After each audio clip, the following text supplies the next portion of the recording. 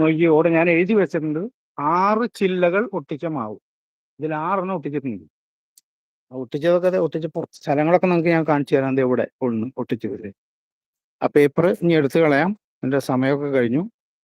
അഴിച്ചു കളയാം. തന്നെ പൊട്ടിപ്പോണ പേപ്പറാണ്. ദ്രവിച്ചു പോകുന്ന പേപ്പറാണ് നമ്മൾ ഉപയോഗിക്കുന്നത്. ചിറ്റ നാട ഇതാണ് ഒട്ടിച്ച ഭാഗം. ഇത് കണ്ടോ? അവിടെ നിങ്ങൾക്ക് ക്ലിയർ ആയിട്ട് കാണാം. ഒട്ടിച്ച ഭാഗം കണ്ടോ? ഇതാണ് ഒട്ടിച്ച ഭാഗം. വി ഗ്രാഫ്റ്റിംഗ് ചെയ്തിട്ട് വി ഷേപ്പിൽ ഒട്ടിച്ചതാണ്. ഇതവിടെ വി ഷേപ്പ് കൃത്യമായിട്ട് കാണാം. അവിടെ ഇത് ഒട്ടിച്ചതാണ്. ഇതില് ഇത് എവിടെയുണ്ട് വേറെ? ഇത് ഒട്ടിച്ച ഭാഗമാണ്. ആ പേപ്പറൊക്കെ ദ്രവിച്ചു തുടങ്ങി. ഇത് എവിടെയുണ്ടോന്ന് ഒട്ടിച്ചത് 3, അപ്പുറത്ത് 4 ഉണ്ട്, 7 ഉണ്ട്. ഇത് എവിടെയുണ്ടോന്ന്. ഇത് മൽഗോവയാണ്.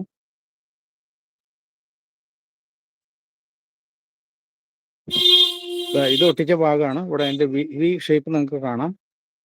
ഇത് ഒട്ടിച്ചതാണ്. അങ്ങനെ ഒരു മാവ്, ചെറിയ മാവും തൈയാണിത്. ഒരു